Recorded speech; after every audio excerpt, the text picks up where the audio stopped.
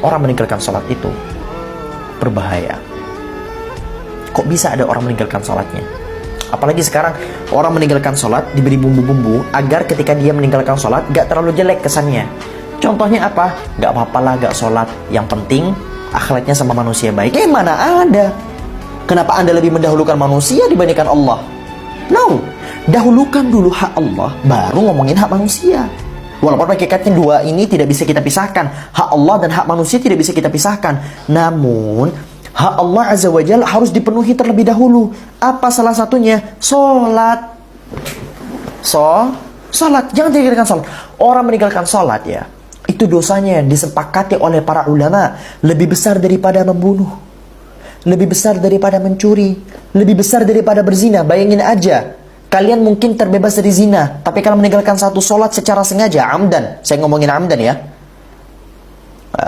maka apa yang terjadi?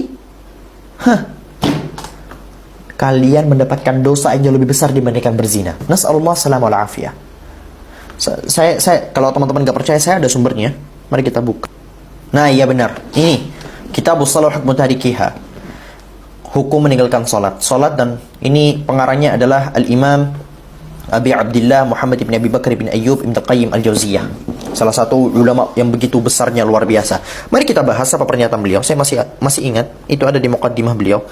Di sini, la yakhtaliful muslimuna anna tarka as-salati al-mafrudati 'amdan min a'zami adh-dhunubi wa akbaril kaba'ir.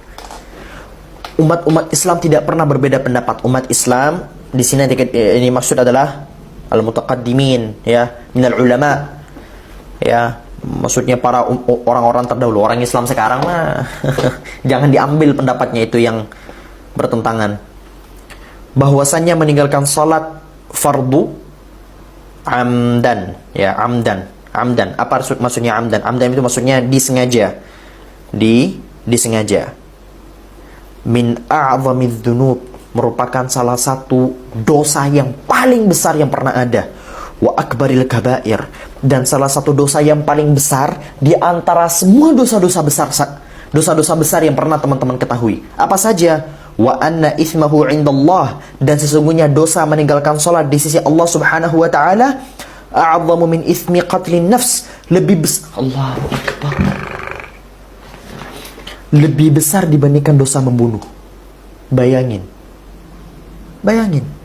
lebih besar daripada dosa membunuh. Wa akhdhil amwal, lebih besar dosanya daripada mencuri. Wa min itsmi zina, lebih besar daripada dosa berzina. Wa sariqah, dan mencuri. Wa syirbil khamr, dan minum minum khamr. Wa annahu muta'arridun li'uqubatillahi wa sakhatihi wa khizyi fid dunya wal akhirah, dan sesungguhnya orang meninggalkan salat langsung akan terkena siksaan Allah Subhanahu wa taala, murka Allah Subhanahu wa taala, dan kehinaan yang luar biasa dari Allah. Untuk siapa? Untuk para orang-orang yang meninggalkan salat fid dunya, di dunia, wal akhirah, dan di akhirat. Bayangin tuh. Bahkan para ulama ini pada hakikatnya sedang berdebat tentang siapa? Berdebat apakah orang yang meninggalkan salat ini keluar dari Islam apa enggak. Bayangin aja, ulama tidak lagi berbeda pendapat perihal apakah kamu ini berdosa, dianggap berdosa atau enggak, halal apa haram perbuatan kamu ini. Enggak, ulama itu berdebat, apakah kamu ini, wahai para peninggal sholat, kalau memang ada, saya harap tidak ada, wahai kalian meninggalkan sholat. Ulama berdebat, apakah kalian ini masih muslim atau enggak. Karena banyak sekali nusus-nusus di dalam Al-Quran maupun hadis yang menegaskan tentang orang yang meninggalkan sholat bisa saja jatuh ke dalam kekufuran. Apa sabda Rasulullah sallallahu alaihi wasallam? Al-ahdu bainana wa bainahum as-salah. Faman tarakaha faqad kafar. Atau kama qala Nabi sallallahu alaihi wasallam. Yang membedakan al-farqu, yang membedakan antara kita dengan orang-orang kafir itu apa? Salat. Barang siapa meninggalkan salat maka sungguh dia telah kafir. Orang yang meninggalkan salat secara sengaja, para ulama di sini berbeda pendapat. Secara sengajanya, apakah karena malas atau karena dia mengingkari kewajiban sholat? Kalau dia mengingkari kewajiban sholat, semua ulama sepakat semuanya bahwasanya hukumnya keluar dari Islam. Kalau dia meninggalkan sholat karena malas, sebagaimana yang kita temukan hari ini banyak, maka para ulama menghukuminya kafir sebagian, kalau nggak salah bahkan jumhur Namun sebagiannya lagi menganggapnya tidak keluar dari Islam. Contohnya adalah Imam Syafi'i.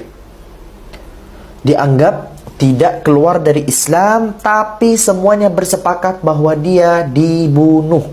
Bayangin, orang yang meninggalkan sholat karena malas dibunuh. Harusnya dikisas, bukan dikisas.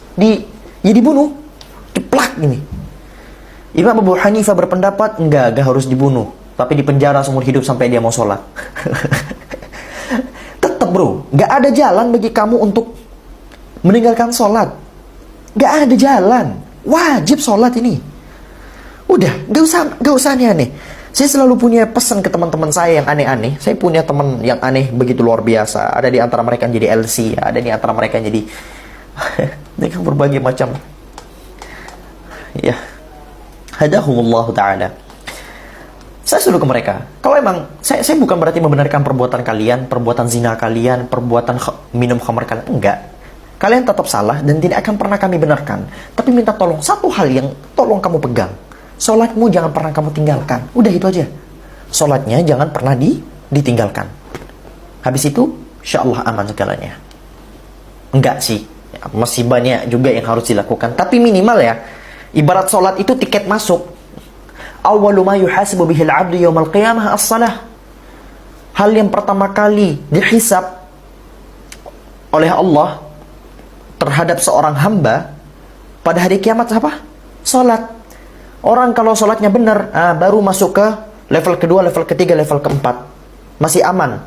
Tapi orang kalau sholatnya salah, gak usah ngomongin sedekah, gak usah ngomongin haji. Anda sedekah sampai ratusan triliun, kalau Anda tinggalkan sholat, percuma sedekahnya. Kami sebut percuma. Sekali lagi kami sebut, kita terlalu berlembut-lembut ria. Sekarang ini kita hidup di zaman dipenuh orang-orang itu maunya dilembut-lembuti terus. Enggak, saya gak mau berlembut-lembutan. Anda sedekah ratusan triliun, tapi Anda meninggalkan sholat, percuma semuanya. Percuma. Percuma. Sudah. Tolong. Mulai hari ini, yang ada qadha, segera bayar qadhanya, laksanakan sholatnya. Aman? Jazakumullahu khairan.